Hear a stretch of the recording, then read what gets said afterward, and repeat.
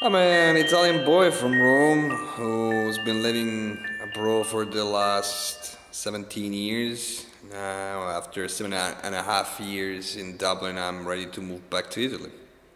I used to live in Ireland before I was living in Cork. It was some years back. Then I moved away from Ireland for a few years, and when I had a chance to return, I didn't want to spoil the memories from Cork, so this time I chose Dublin instead. Well, actually, I was technically working for a company that is a multinational in the industry of leisure. And well, it was my first experience of a real paid job, and it was much better than what I thought. I mean, I didn't have high expectations, and it turned out to be much better than what I was afraid of. No, when I left Cork, I didn't go back to Rome. I had personal issues I had to resolve, then I moved back to Sweden. It was not difficult at all. I mean, I was put up by a good friend of mine that was my ex-flatmate in Cork, and he had a room for me, so I had a few days to take a look around, find my own. I found a job first, and then a place to stay. So when I got them both, I realized I was going to stay a bit longer than I thought here in Dublin. It's been over 7 years. In a way, it changed. In a way, it stayed the same. That depends. I think it would be worse for someone moving to Dublin now than around 10 years ago. That's my impression. Yeah, I mean, you can still enjoy it, but it's just becoming a bit harder every year. But overall, it's a positive judgment. I mean, evaluation of the city. Yeah, well, it was the easiest thing because I was given hospitality by an Italian friend, and he had already been living here for a while, so he had his own connections. So at the beginning, I had the impression that I knew the entire Italian community in Dublin, but obviously that's impossible because there are lots of people living here. But yeah, they were the first people I came across. Yeah. Well, filmmaking was never something I thought of, even though when I was a kid, like many others. I mean, my dad was taking me to the movies, and I appreciated films. I mean, enjoyed watching them, but that was it. The thing is, when I was about to leave Sweden, it was the 2009, 2010. I was telling my friends that I was planning to live in a year, so that year I wanted to make a film just to summarize certain ideas and the view of the city. So they were asking me if I could get an experienced person to do that, and I didn't know anybody. So that was a challenge, and so I spent the entire year there to finish this project. It was finished a couple of weeks before I left Stockholm. So that was I thought it was a one-off thing, but then it turned out to be something different.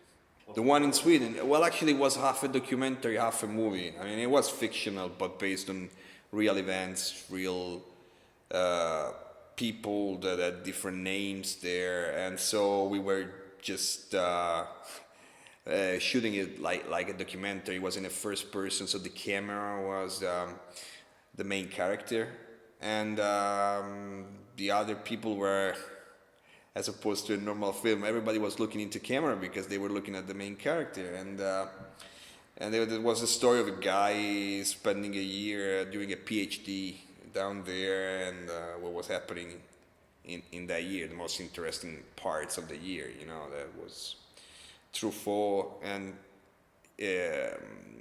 Hitchcock were saying that in a movie you have to take off the dull parts of a life and extend the most interesting moments of a life, and the concentration of that turns out to be a film. That was the idea. Now, at the time, I just wrote the script and I gave it to another guy, but I was on set every day. Just was curious to be there, and I was giving my suggestions. Well, I was basically bull busting the director, but when you write your first thing, you want to see that the final result is pretty much in line with what you had in mind. So that was what I was doing. And that was the same thing I did when I moved to Dublin.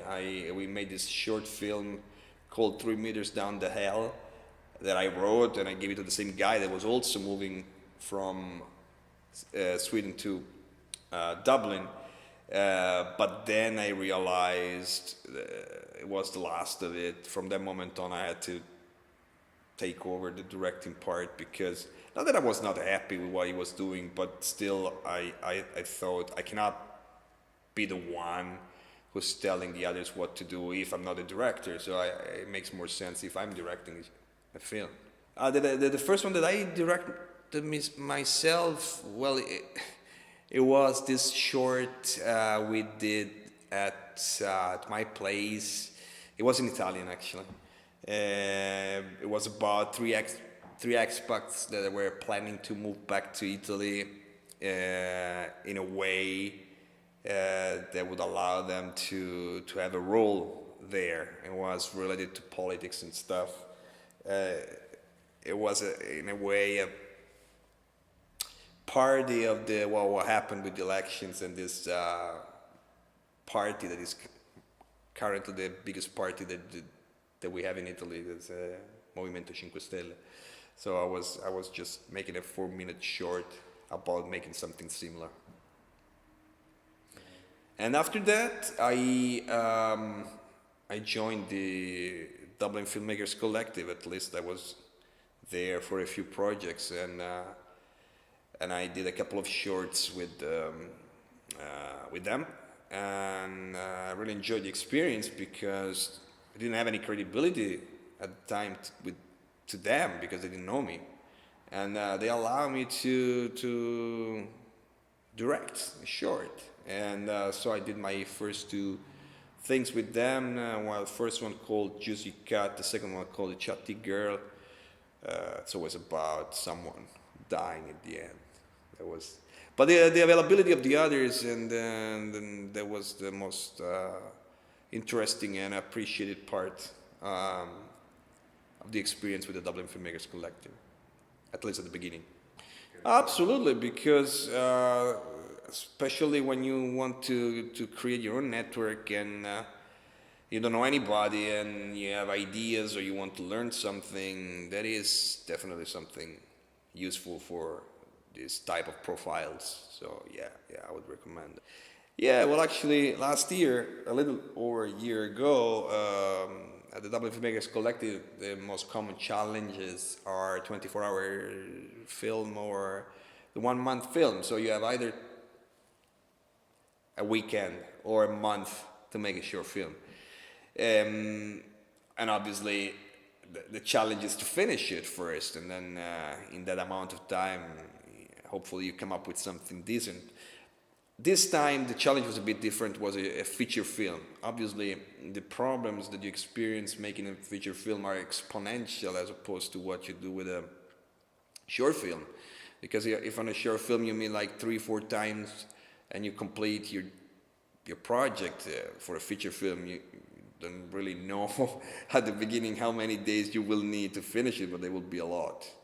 So that was an interesting challenge, and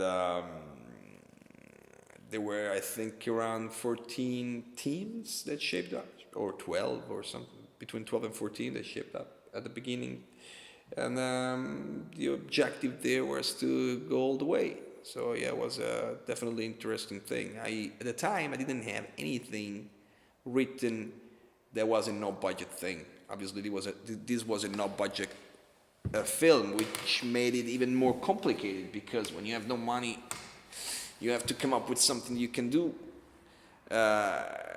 realistically speaking. And so I had to extend the script of a short film into a feature. So first I had to write it in like a couple of months, and then I had to shape up the team to finish the feature film. And we finished just a few weeks back.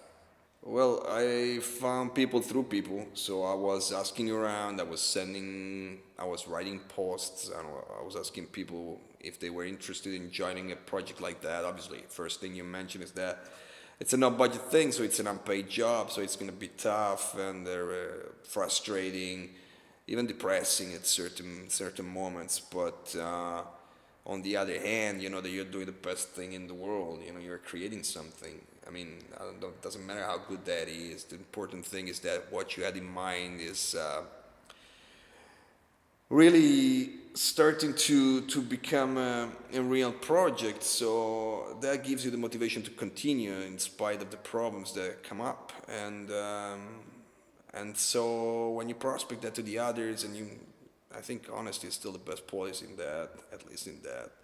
And as soon as I had enough people to start working with, we started shooting. That was in July last year. So we went on for a few months because we were only shooting in the weekends because most of the people were working Monday to Friday. So we were only available in the weekends. The script of this short film was actually meant to be a feature film at the beginning, but I didn't feel like writing a whole feature script because I was impatient to shoot it, and so I thought it was much easier to do a short. But then when this 1 year challenge for a feature came up, I thought now I can really develop the characters the way I had them in mind, but I never wrote the backstories before or the real minor secondary stories within the script. So I had the chance to do it, and I was very happy because I could really give a meaning to the characters that I had in mind. That wouldn't have made much sense in a short film. So it was something I did it pretty quickly, and obviously then you put your script away, you have a look at again a little bit later on, you realize that something doesn't work, something needs to be changed. But overall, you have the big motivation to finish it on time to start doing that project. Yeah, well, actually, I sent it around to people I know in Italy that work in this industry, people here. I heard suggestions of everyone to what needed to be worked on, what needed to be improved, and then when I felt happy enough, I said, okay, now we're gonna work on that. So we start from the script the way it is right now. Well, the first person was my first AD because I thought I need an AD that can do things because I think this is a key role. Obviously, when you make a film, you need certain key roles, technically speaking, but you also need someone that is gonna deal with the amount of things to do during the course of the entire film, and in particular, an AD is normally a point of contact between the production and the creative part. These days it's more about production, but we didn't have a real producer, so it was a strange role for the AD that was a bit behind the camera, a bit dealing with actors and other stuff. But that was the first person I talked to, and then there were the actors because I had already auditioned some actors for the short, and then they were asking me, "Are we gonna make this?" When I was telling them it's probably gonna be a feature instead, they kept contacting me until I said, "Okay, now we can start with the project. It's gonna be a different project, but we can start with that." Well, actually, I had an idea about how many days it would have taken to finish from going from the beginning to the end, and the original idea was to do it in 3 months. So I thought that we could shoot every single day of every single weekend of July, August, and September. We could have been done by then. But obviously there are always inconveniences. So sometimes because of the weather, sometimes because of some person that doesn't show up, sometimes because of location issues, noise, and there are always reasons to cancel a shoot and have it later on. So it went on and on and on for many months, and we had everyone that was involved in this project had their own personal issues, so for some reason it was delayed a lot, but in the end we finished it one day, and so we were happy about that. Now we're in post-production. It's never been about the stress for me because I come from a very stressful country, so we grew up with stress. But on the other hand, it's the frustration. You know, you want to do something, want to complete a schedule, and then you don't, and then you don't know when you will be able to have that location again. You don't know when you're gonna have that availability, and you don't know when you're gonna have that person.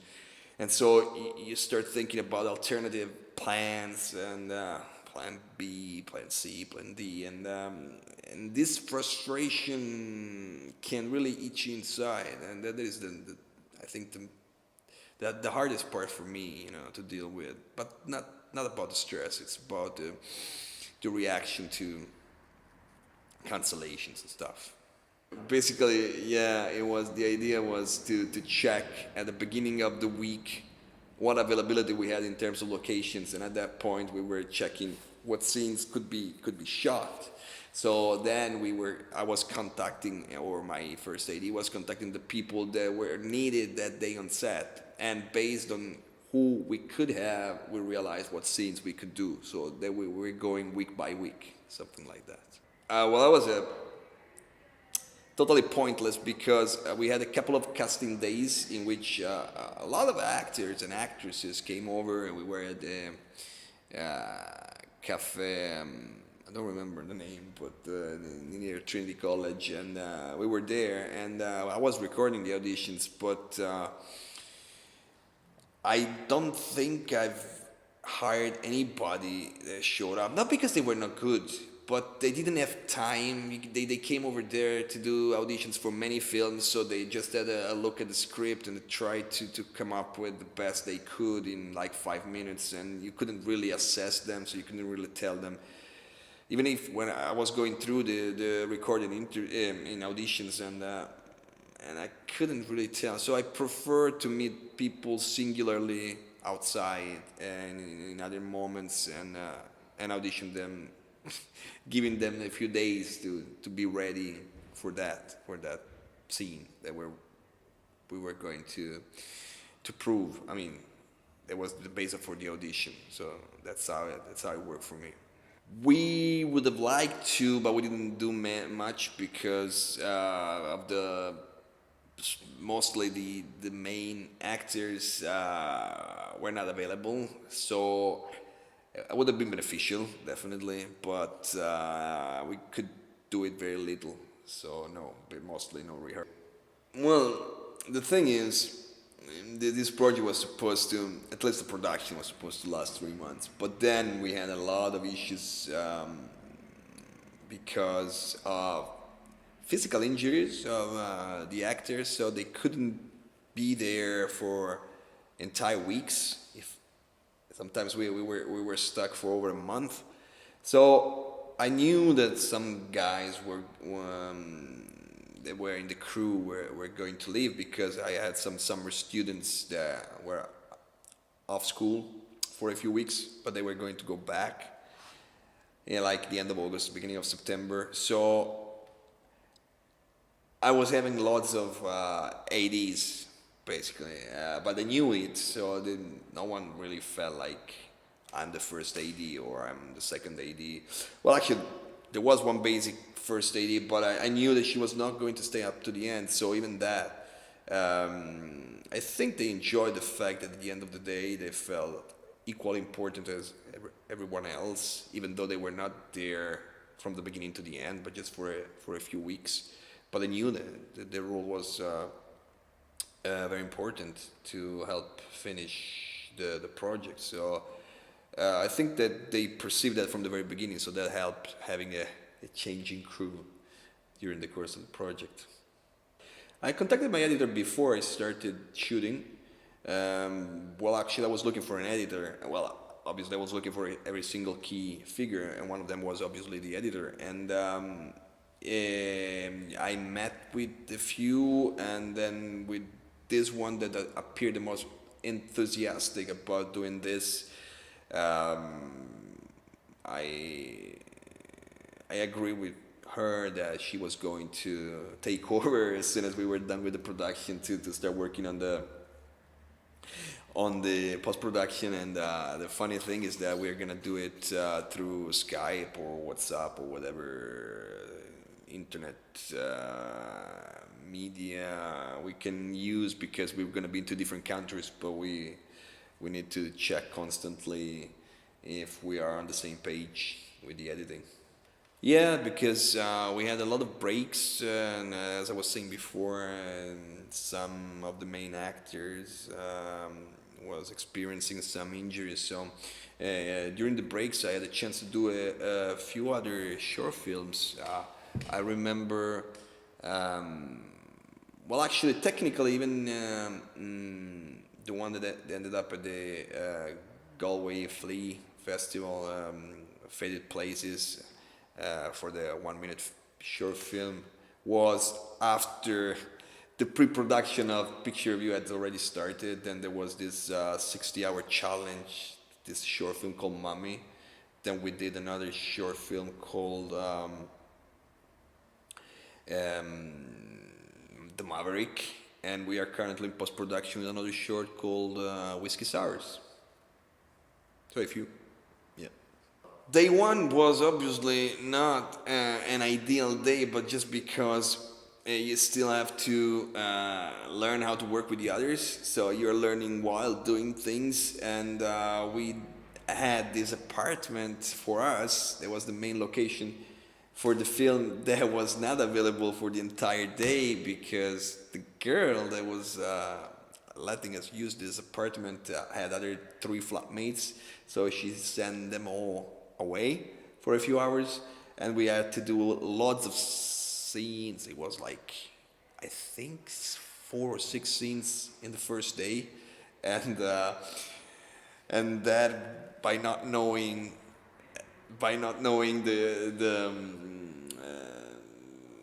the location itself, they created a lot of issues. But in the end, we managed to finish them, even though everybody worked much more than what they thought, because it was supposed to be, like 6-7 hours. We stayed there. I think 13 hours or something like that. But the worst day, I remember it very well.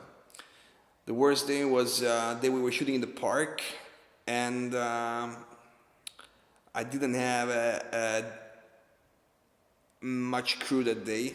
We were very minimal, and between the wind, the weather that was changing all the time, even raining, and obviously windy all the time, and we couldn't really do anything for hours.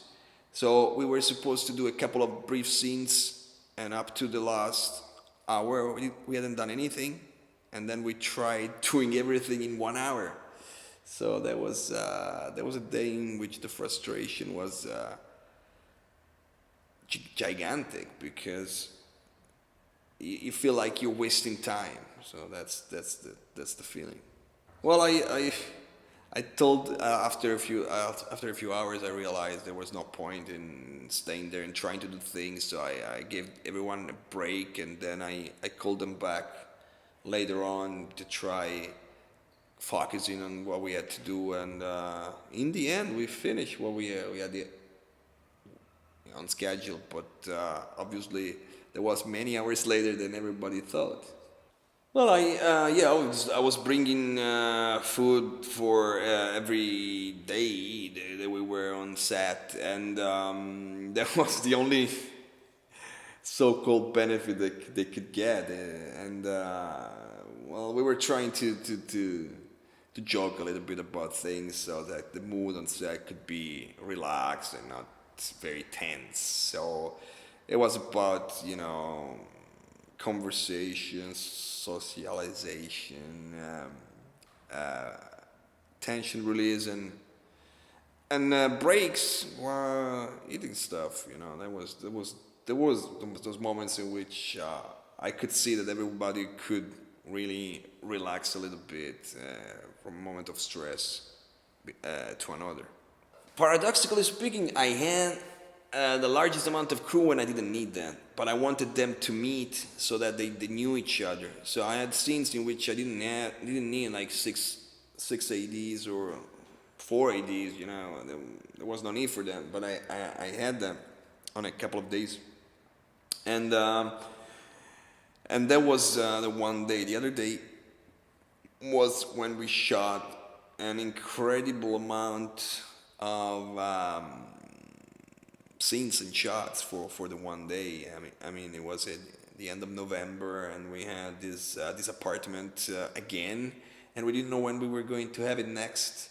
So we did everything we could that day, and it was another endless day. I'm not considering extras and stuff, but I had around 20 Irish and the rest, the other half non-Irish. So very, very evenly split. I most of the time actually with my sound master, because he's also Italian, so I was quicker for us to understand each other that way. Well, actually, I've always directed in English, besides once that it was in Italian, so I cannot really compare. I should start directing in Italian and then tell you, because as per now, no, well, actually, the language, I don't think it was I mean, obviously, it would be easier for me to speak my native language to communicate exactly what I mean, but at the end of the day, you need to get yourself understood. I don't think it's a big deal. To be honest, if I look back in time, I think my English was at its best when I was younger, when I was living in Cork, because on the one hand I had to understand the Corkonians, and I was working with the Americans, so I had both types of English that were really working hard on me to improve. But then, you know, I moved away, then I moved back. I think the level has been the same over the last 10 years, something like that. The best day on set was when we did this an incredible amount of scenes in that location. That was the main location, and that day I called someone that I had only a couple of days, for instance, but I knew she was necessary for that day to have a chance to go through the entire schedule, and in the end we did. And when I was home, I was happy that we could complete that. Otherwise, it would have been a problem. Well, there are always difficulties that if you hadn't experienced that before, that will turn out to be an issue. Because if you're dealing with something for the first time, then you don't know exactly what to do. But on the other hand, you cannot look around and show that you are a bit lost, because otherwise the rest of the crew will stop minding you, you know. And so you have to come up with a solution without showing that you have no clue what to do next. And yeah, but obviously there are things you don't have control of, like the weather. So if you have to do an external scene and it's raining or it's too windy to allow the sound guy to record good sound, you're not actually shooting. But other things can be resolved. For instance, sometimes we had to use parts that were locked, so we had to change location the very last second. And you were thinking, how come? I mean, this was open up to last Sunday, and then this Sunday is locked.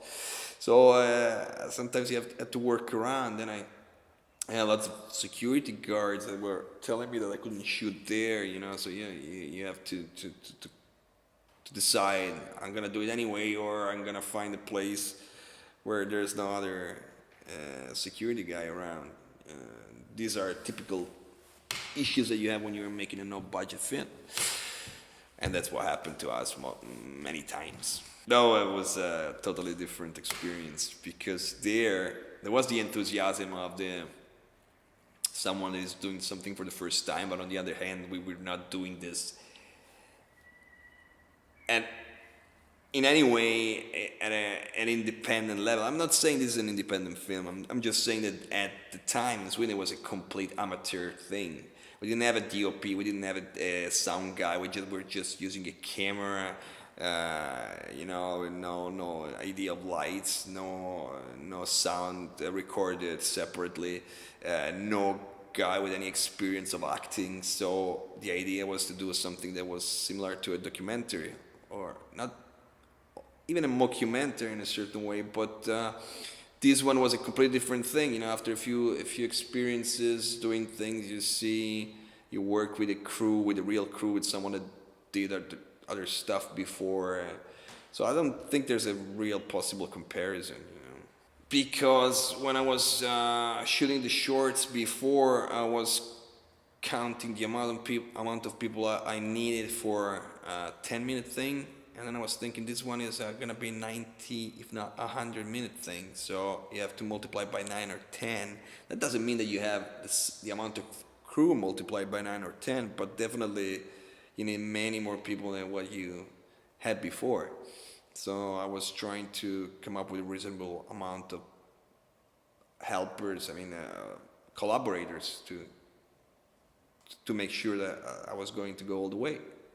Never listen to someone telling you you have no experience, you cannot do this, because the first barrier you have when you want to do something is people around you. Normally, unless you have some other people that are doing the same things and maybe enthusiastic about that, normally other people are a bit jealous of what you're doing, because especially if they don't have their own projects, they may feel that, you know, if you're really doing something that they don't think they could ever do,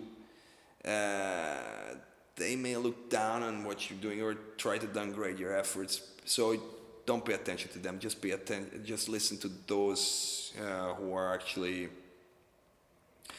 giving you the support that you need to and think that you are doing something that is gonna make you happy in a way. So yeah, that's my best advice. To be honest, the thing is, when I went back to doing short films, even in the course of this one, it was a relief, because you know that you were there 3 days, 4 days, 2 days, and you're done with the project. So the idea that very soon you will see the final results of your effort, that makes you appreciate short films a lot, and you didn't realize that at the beginning. So that was not that I'm very proud of having gone all the way for a feature, but on the other hand, you know that before you see the final version of that project will take a long time. So that is the difference, that when you make a short, you know that very soon you will see the final version of the project. While you make a feature, you don't know exactly, but you know that you have to wait a long time before seeing that. Let's say that if I had 2 years, I would prefer to make around 5 or 6 short films in a year and one feature the following year. But if I had to pick one, well, obviously the satisfaction of making a feature film is comparable to making a few short films. But a few short films, if you're into giving out your calling card, they can pay off much more for someone that wants to get known than a feature film. So that depends on you. Go for short films first, make a bunch, and then once you feel comfortable enough with that, you can start thinking about a feature film. But don't start with a feature film, it could be extremely frustrating. The problems that you have to face are many more as opposed to a short film, so start always with a short film. Well, actually, the idea now is to work in post-production, and I can't wait to see when it's gonna be ready, but I haven't planned anything yet before watching the final version of the film. So once I see it, and I'll be able to say what to do next with that, but I'm not planning anything at the moment. Well, I have tons of favorite filmmakers, mostly from the past. If I think about a few names, I would say Billy Wilder, Alfred Hitchcock, Sam Peckinpah, and Don Siegel. But they were not exactly what I could refer to, because when you make a no feature film, you tend to watch stuff that has been done in just a few locations, if not one. So like 12 Angry Men by Sidney Lumet, or Carnage by Roman Polanski, stuff like that. But the most influential in that sense for me were also filmmakers that made film with very limited budget. I'm talking about Kevin Smith when he made Clerks, or even Jim Jarmusch, and let's say that normally I try to get something from all my favorite ones. It could be the way they develop a character through just a few lines, or the way they stage a scene. But I cannot really name one in particular. By far this year for me was Blade Runner 2049. But I have to say that Denis Villeneuve is one of my favorite directors these days. Then I'd say The Neon Demon, The Witch, and then Allied, and Get Out, probably, yeah. Well, I subscribe for this group, Facebook's group, is Filmmakers in Rome, but I just want to check out the connection there. I'm gonna do a video editing course because I realized lately how important editing is, so it's something I want to develop a little bit. I worked as an editor for my first shorts, but as a self-made editor, so I really need to develop some skills in that. And so yeah, I want to take a break for now, besides working on the post-production with the editor for picture review, but in a few months I would like to go back on a new project. The most important skill, but not only for directing, is tenacity, because you have to be convinced, because you have to believe in it, that you're doing something good, because and once you believe in that, you can have other people believe in you. But if you don't believe in that project in the first place, it's impossible to convince the others. So I'd say tenacity, because there will be lots of inconveniences, but you can, at the end, somehow you will overcome them all. So that's I think the most important skill. Then obviously there are others that are very important, but this one I would put it in the first place. The advantage of making a no-budget film is that, as opposed to other films, even independent films that look for financing, the problem is that these days I don't see personal films anymore. So films with a very personal view, not so many anyway, as they used to be in the past. And Picture Review is a very personal film, but not biographical or autobiographical at all. It's theoretically it's a vengeance story of a guy that's looking for vengeance, because he's looking for the guy that he thinks responsible for the death of his father. But the main character is actually not this guy. It's a girl that is looking to change her life, because she's very unsatisfied with her routine, her everyday life, but she doesn't know what she wants to do, so she doesn't know how to change it. And in a very crazy way, she bumps into this strange guy that will be very inspirational for her. So she will have a chance to learn a lot of things that she would never believe. She's learning them from a guy like this, sort of misfit. Today I had a meeting with my editor. She asked me the same thing. When you want it finished? I said I'll be happy enough to have it finished by the end of the year, so the end of 2018. That's the objective. I'll watch it first, and if I like it, I'll submit it to some festival. Well, check